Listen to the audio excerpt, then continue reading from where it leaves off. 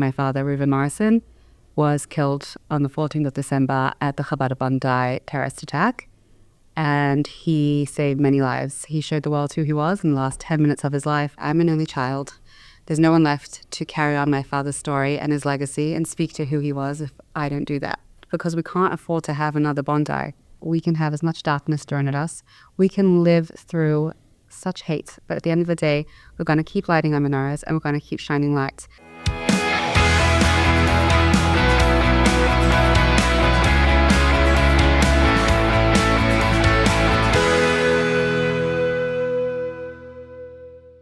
Elizabeth, we're here with a very, very special guest, all the way here from Melbourne, Australia. Yeah. She's on a bit of a speaking tour. We welcome here Sheina Morrison Gutnick, or should we just call Sheina Gutnick? You tell us. Whatever works. Okay, so first of all, Sheina, so welcome to the Jewish Link. Welcome to our office. Welcome to our studio. Welcome to our, what used to be a conference room. I like to always say that. But very, very, really special to be here. Tell us why you're on this trip.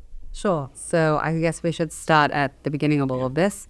I see a massive shift in my life pre and post 14th of December. Unfortunately, my father, Reuven Morrison, was killed on the 14th of December at the Chabad Bondi terrorist attack, and he saved many lives. He showed the world who he was in the last 10 minutes of his life, putting himself on the line, throwing bricks at the terrorists, doing whatever he could, figuratively and literally. And while dealing with this immense explosion of my life, I was eventually contacted by CBS News, based here in New York.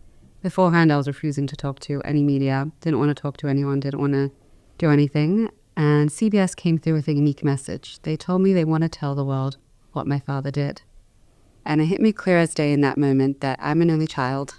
There's no one left to carry on my father's story and his legacy and speak to who he was if I don't do that.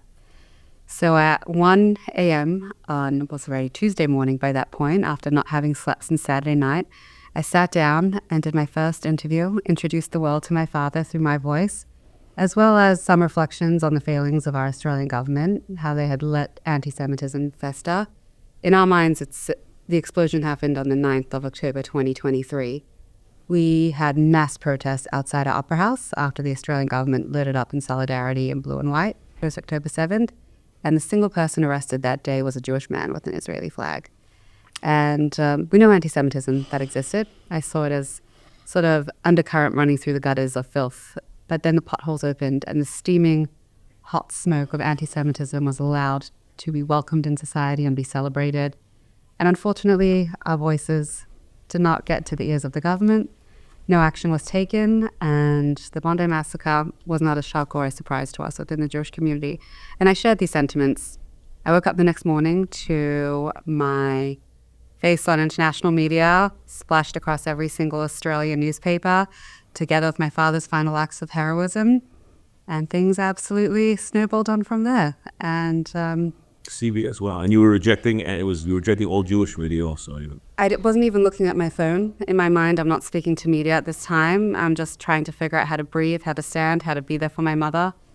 We're on the phone to the coroners demanding they release the bodies so we can bury them. We're trying to figure out how to transport my father from Sydney to Melbourne with the Chevra Kadisha. We're just trying to get through the hours, minutes, seconds, and then it's just that message caught my eye, that needing to tell the world who my father was, and it hit me so clearly that I must tell his story.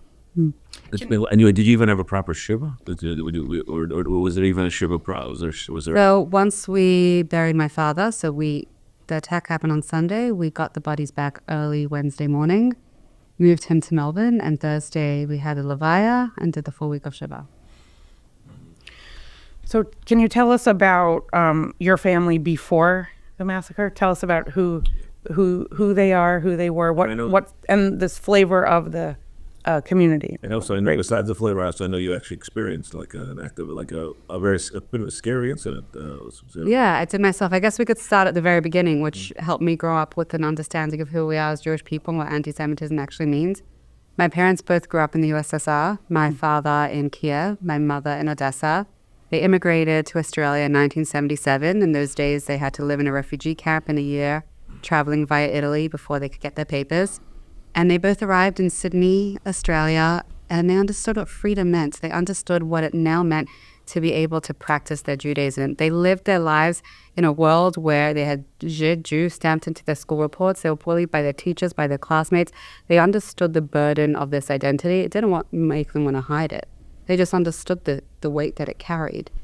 And coming to Australia and building a life completely out of scratch, they found Yiddishkeit later on in their lives. They actually couldn't have children for 12 years. And it was through a blessing from the Lubavitcher Rebbe that they were able to fulfill that dream. And from then their lives shifted on 180. They became Chabad Chassidim, and I was very, very proud and honored to grow up in their home, knowing what they had lived through and sacrificed, and also knowing the choices that they had made to live their Yiddishkeit so openly and so proudly. My father actually did an interview with the ABC Australian Broadcasting Company on the 14th of December 2024, 1 year to the date before the Bondi Massacre, speaking about the explosion of anti-Semitism within Australia. And he said it's nothing he hasn't experienced before. He lived through this in the USSR. He knows it's always existed, but he's really sad for the next generation of young Australians that are scared to take their children to school, to kindergartens, to Jewish events that have to hide behind security. I myself have unfortunately experienced a few events. I was called an effing terrorist. I was a man pointed to my Mark and Delpit necklace. I was with my baby in a shopping center and no one stopped to say anything or do anything. I've had Free Palestine followed by F the Jews yelled at me.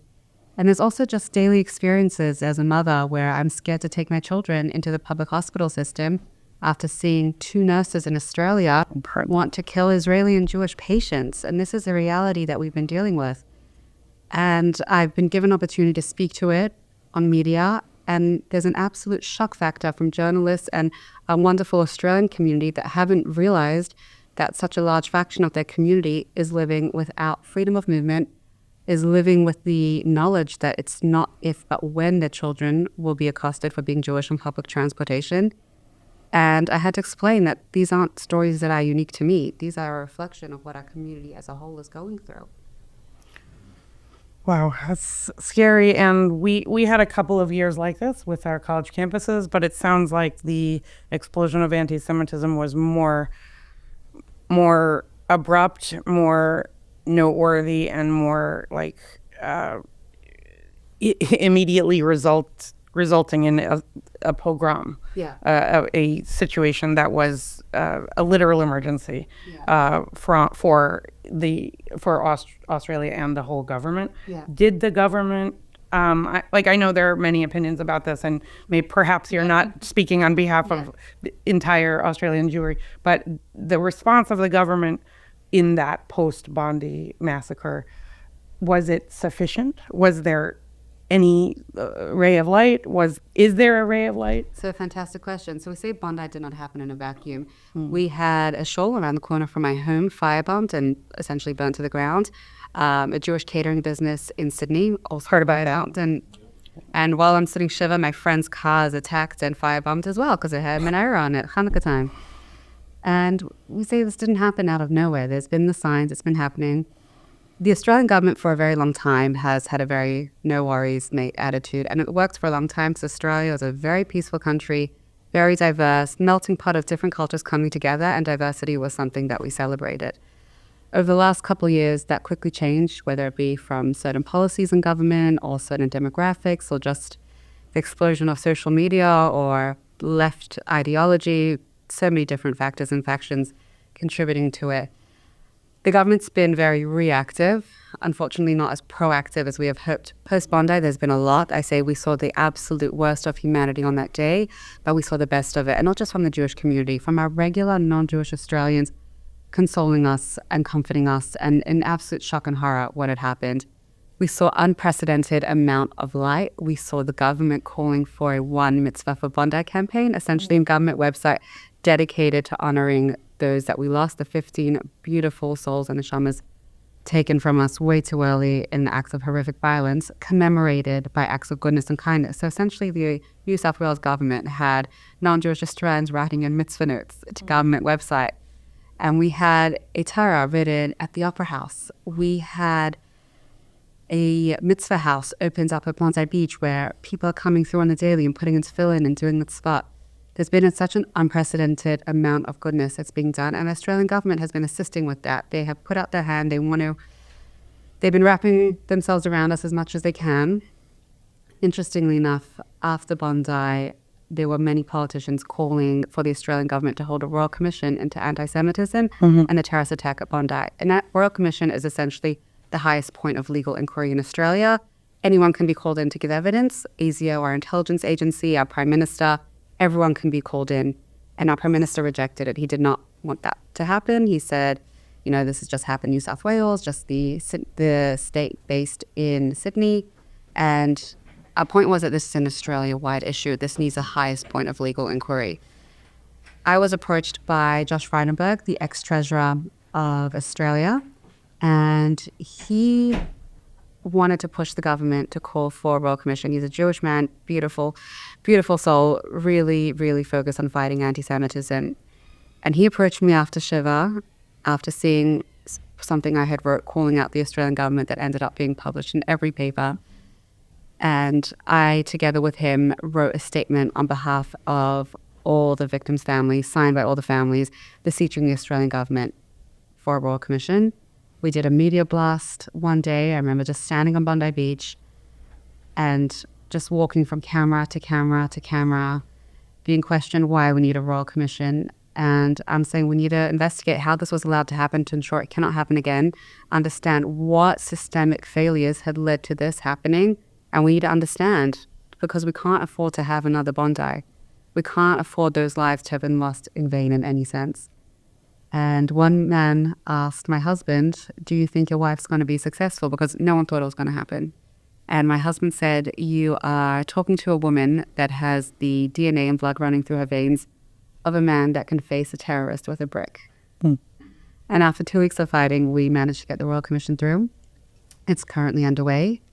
I was actually the first witness called to give testimony, and I didn't want to just focus on my personal experiences as a Jewish woman of the explosion of anti-Semitism in our country. I spoke about my father's story and his understanding of anti-Semitism. But what I wanted to do there was share reflections on Jewish identity. And I shared how this attack happened on the onset of Hanukkah. On Hanukkah, we light our menorahs by the windows and door frames to shine light to the rest of the world, to show the world who we are. And ultimately, we can have as much darkness thrown at us. We can live through such hate. But at the end of the day, we're going to keep lighting our menorahs and we're going to keep shining light. And I very much see that as a reflection of my work that I currently do with the Combat Anti-Semitism movement. We need to call out the hate. We need to work with government. We work very grassroots.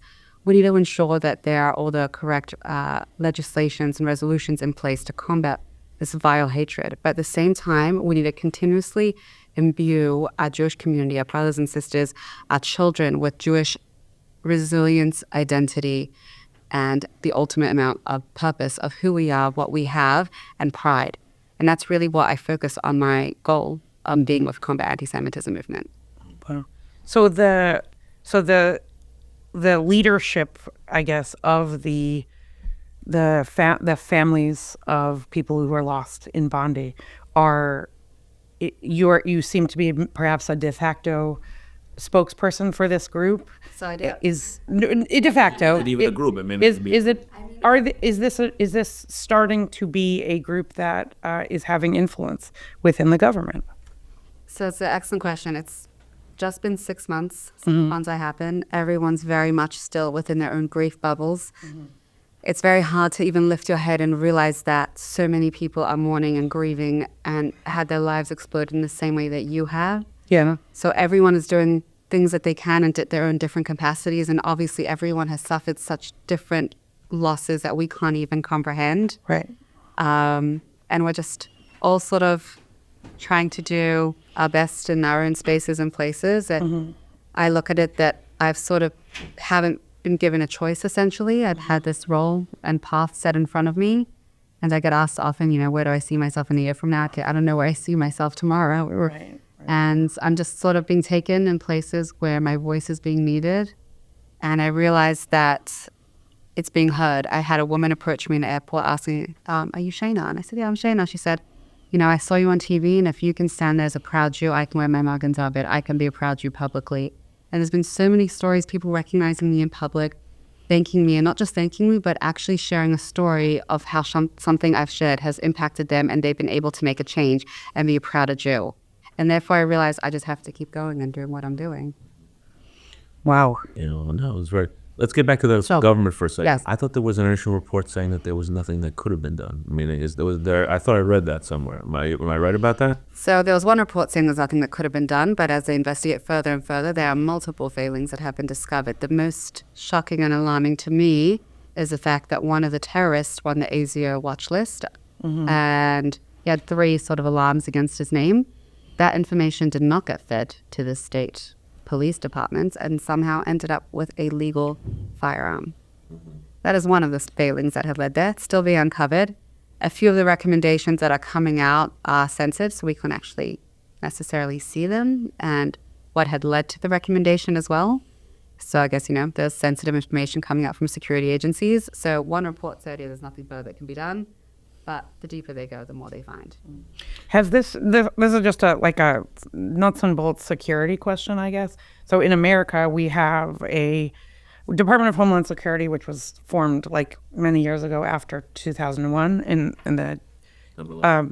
it combined 15 security agencies, and then synagogues and Jewish schools, as well as churches and mosques, began to fall under something called the Nonprofit Security Grant Program. It does provide for a pretty high level of security in terms of cameras, fences, security guards, live people, armed guards, etc. What kind of security has existed in Australia for the Jewish community? I mean, our main security relies on a call it CSG, Community Security Group. Like CSS we had. Okay. But I think they're. See, do you know how they're funded? The community pays for them, or it's volunteer. It's volunteer. CSS. Volunteer based. I do believe that there is funding involved, but they work with volunteers essentially. And they're the ones that essentially are outside all the shuls, outside all the schools, along with private security as well in many of these places. Unfortunately, this is the highest level terrorist attack that we've ever had within Australia, so hopefully changes will be made based on what is happening. But it's all reactive. It has not sort of been proactive. So I think we're very behind the US in terms of sorry to hear. Homeland security. In my old life, I was a journalist covering security policy, military policy, and there was always this idea that armed services personnel would say is you can't fight the last war, meaning the war that happened 2 years ago, or 6 months ago. So the question is how to design a security program for the Jewish community that is not just reactive to a Bondi Beach situation, but to kind of any sort of security threat that might occur. So I don't know. I mean, obviously it's a very tough question. A lot of work to be done. Yeah, wow. I'll just share with you something just from my perspective, which is really a bit hard. You mentioned that it's funny you mentioned the way you meant hey, what's the attitude the Australians mentioned? No worries, mate. No worries, mate. So I always looked at Australia as kind of a large version of Texas, okay? and with that comparative, and also a little with the same meaning. Also, didn't have friendly. You didn't feel that there was an extremist element, and with the last few years in Bondi, really kind of cemented it. With an anti-Israel or anti-Israel government. I would always see in Australia kind of as a strong supporter, and it's actually been shocking to me. The Bondi Beach kind of just sealed it, Australia's really like the UK or not the same, not really almost like a European country, which I really put it in a completely different. Category. I don't want to lay blame on the media or propaganda, but the BBC, which is has its own Australian influence and its own arm. The BBC from top to bottom it has been just feeding Hamas propaganda to the world. BBC Australia. ABCs are a reflection of that exactly. And they're actually called into the Royal Commission for the conflation of antisemitism. They're actually being investigated for propaganda. The conflation of anti-Semitism with what? With anti-Zionism. So essentially excusing anti-Semitism. It's not anti-Semitism, it's just anti-Zionism. Complete distortion of facts on the ground. The fact is our government did recognize the state of Palestine as well, which was a massive blow to our community. That's true. That was an absolute... About a year ago? Yeah. It was an absolute massive blow to all of us. And there's been, the Royal Commission is also looking into the conflation of anti-Zionism and anti-Semitism, how anti-Zionism is an absolute excuse for the explosion of Jew hatred that we've had. And the fact is that I can be out on the street, free Palestine, followed by F the Jews. I mean, there you go. Yeah, yeah. So what sort of actions have members of your community taken? I know in our community there's been a marked increase in aliyah of young people, particularly those who are college bound or young parents who think it might be the opportunity to, while their kids are young. Yeah. Has this been a consideration? Has there been a rise?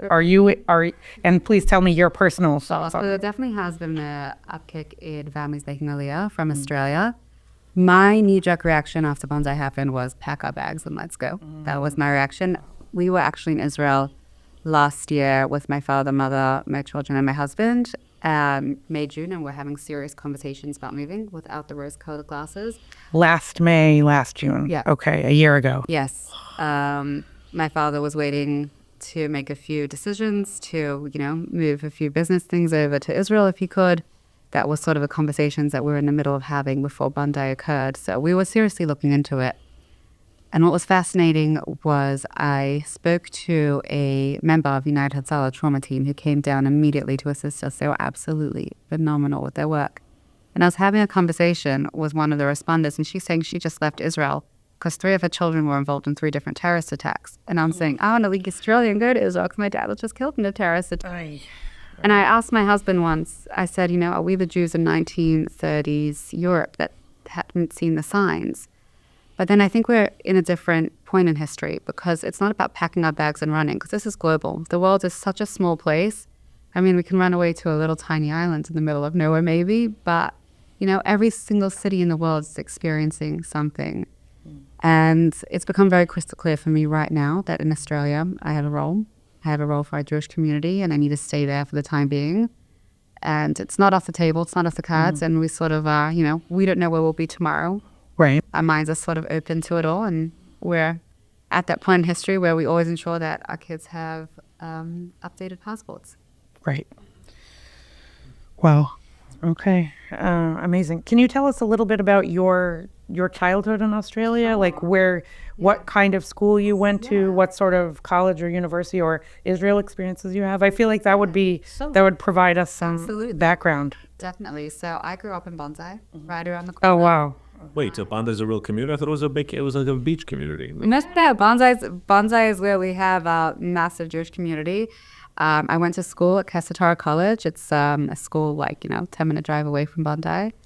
And I had the most beautiful, fantastic, open childhood, beaches, parks, nature. It's a beautiful place to raise children, to raise a community. And we understood it from a very early age that Australia is a place made up of many different people, many different religions, many different backgrounds. And that's what our neighborhoods were made up of. We would go on the street and play with all our neighbors that came from different places and spaces. And it was so celebrated. I absolutely love that about growing up. Obviously, we had a massive connection to Israel. So I did many trips with my parents to Israel, visiting relatives there. I actually did a trip when I was in grade 10. A couple of us took 6 weeks off school to join an American group going to Israel for 6 weeks worth of program. It's a Chabad program. We started off actually in Ukraine for a week and then did 6 weeks in Israel, going from absolute top to bottom. So I grew up having this knowledge of, what Israel means to us, what it is. I actually moved schools from Sydney to Melbourne when I was 10 years old. We moved. My father wanted me to go be part of a larger community, a larger school, which is what Melbourne was able to provide. And my father actually still commuted back and forth Melbourne to Sydney because that's where his work was based. But chinuch education was incredibly important to him, and he wanted to make sure that I was having the best of that. And we was really part of both communities. So, every school vacation, I'm back in Sydney, and I'm able to have a beautiful summer vacation on the beach, but, still throughout the school year be in Melbourne, which is a fantastic, beautiful, wonderful community. And Australia is great. We have kosher butchers, supermarkets, many different shuls, many different schools with different factions. But one of the things of our schools, they're very sort of heavy Israel-based as well. So officially, the Chabad schools have a heavy sort of education on Israel as well. So we grew up with very much fundamentally understanding Judaism through the lens of what Israel is as well. And that took a major part of my childhood and upbringing and who I was. And at the same time, growing up in my parents' home and with my grandparents, understanding the sacrifices of Yiddishkeit, of Judaism. It almost sounds, like thousands of or hundreds of years ago, the stories of our grandparents taken to Gulag for learning Torah, but this was the reality, 50, 60 years ago. It wasn't that far off, just the horrific stories. I remember my grandmother telling me how she had family that was burnt alive in a shul, down to the ground. They were locked in there. And these are the horror stories that we've grown up with, about knowing about. And one thing that sort of actually stays in my mind when you talk about childhood, I remember on one trip to Israel, I was there in 2003. My father took me to the pizza shop that was bombed as a result of the Intifada. Mm-hmm. And I was 8 years old at the time, and I had my father explaining to me what happened, what the Intifada was. And it was such a clear moment in my mind that I understood what, not the cost of Judaism, but the fact that there are a faction of society that risk their lives as suicide bombers because they want to kill people. They don't view life the way that we view life, that it's something precious, something to take care of. That's their goal.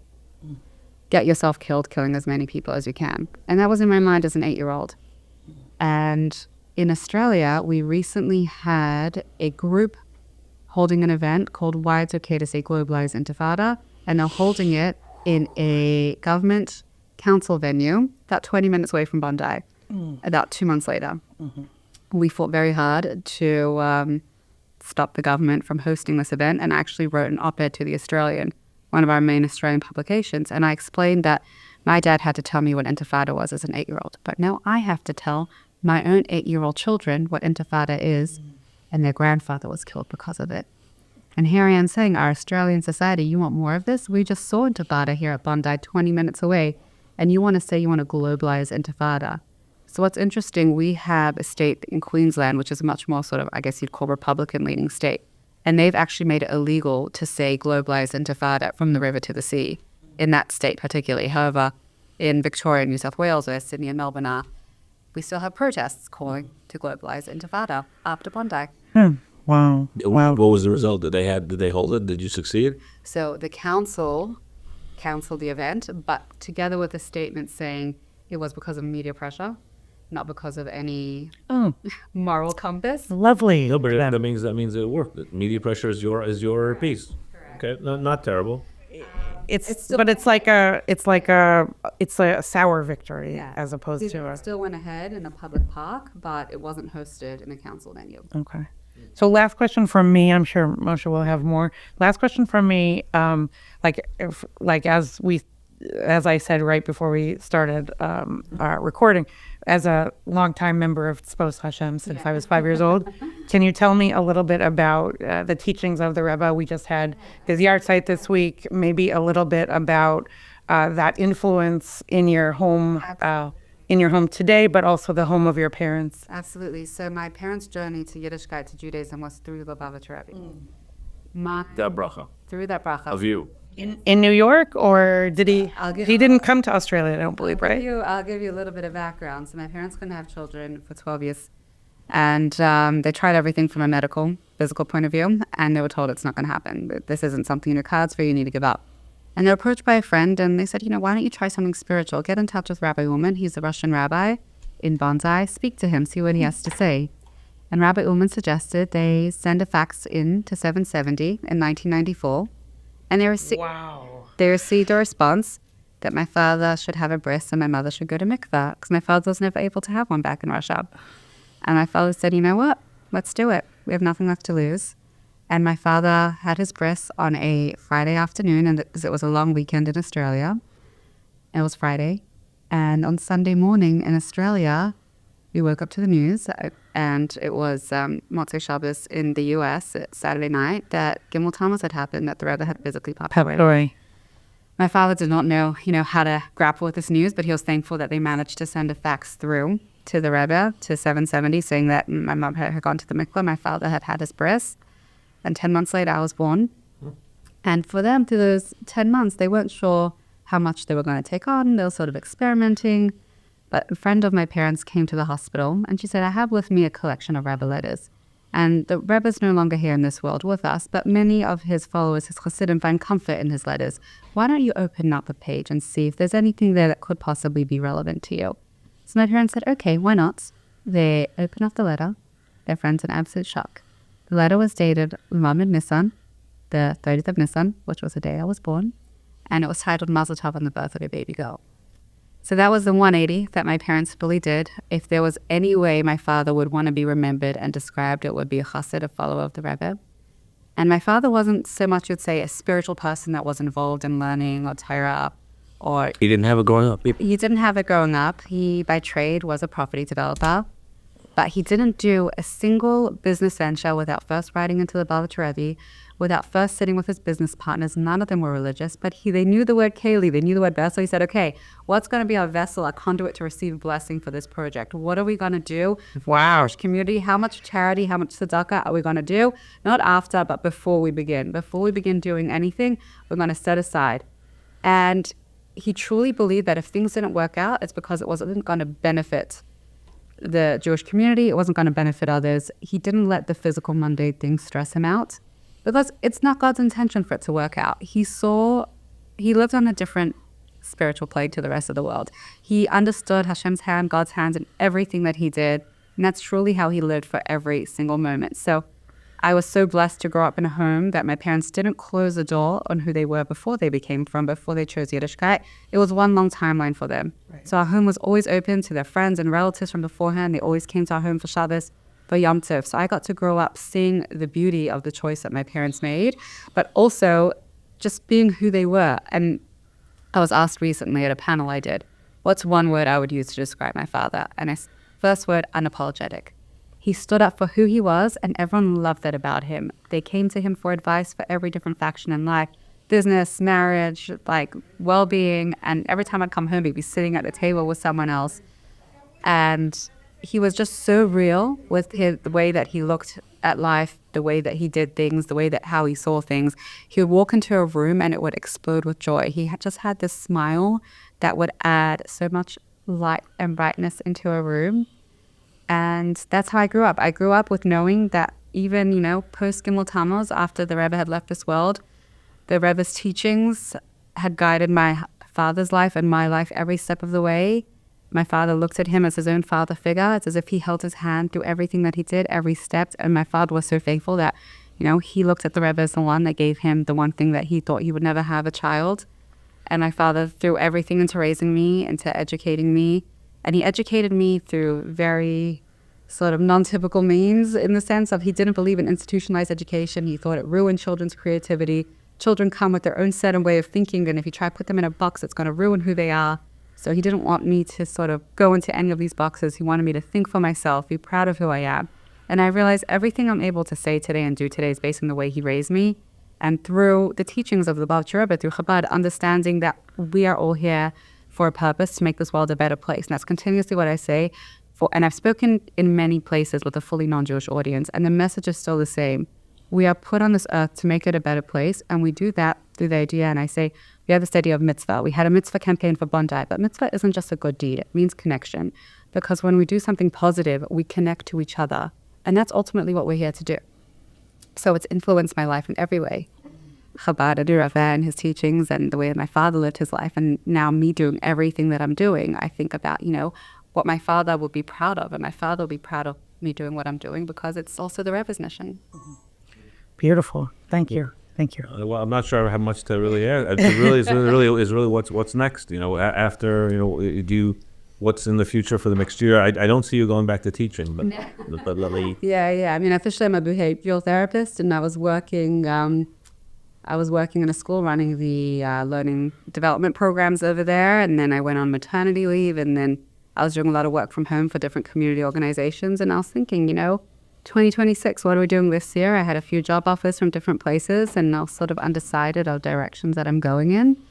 But this work has been placed in my lap, and I see myself very much going forward with it. And there's been, thank God, a lot of very effective work. I've gone across to many different parliaments within Australia, within New South Wales, Victoria, even up in the Northern Territory, speaking to different members of parliament, of government, And it's fascinating that so many of them have never even met a Jewish person before, and they don't even know that they have constituents in their areas that are Jewish and what they're struggling with. So being able to work with them to put things into place, and one thing that we focus on is that it's not just anti-Semitism, it's a breakdown within social cohesion. When you have an allowance of anti-Semitism, it doesn't stop there. And now we see churches in Australia being targeted with hate speech and graffiti. It's rolling on from there, and we have the proof. Literally, right. Yeah, everyone is complicit if they're not with the team. Yeah. I just want to say it's very clear that your background, upbringing, I would say you're not Chabad, you're not the typical Chabad, young woman. I'm just saying your parents really, in a sense. I think I don't know your mother. I never met your father, except I actually saw that video of him throwing the brick. That's really my only taste of him. And I'm just saying it's clear that upbringing is really what you're bringing to this table and many other tables. Absolutely. I think, I had a non-typical childhood and upbringing, and it's giving me all the ability and strength and resilience to be able to do what I do. Right. Your voice is needed. It's important that we amplify it and make sure that people like you, young people, I would say, not I don't want to age myself so much, but people inside your generation, be the speakers, be the people on those royal commissions and speaking to Congress or I don't know what it's called, Parliament in Australia, explaining and being erudite, and just keep on doing it. Do that voice. Your voice is very important. Yeah, keep it up. Hatzlacha and everything. Thanks so much. Thanks for being with us on the Jewish Link Pitch Meeting podcast. If you would like to participate or be in touch with us in any way, please email us at editor@jewishlink.news and follow us and find our podcast wherever you find podcasts.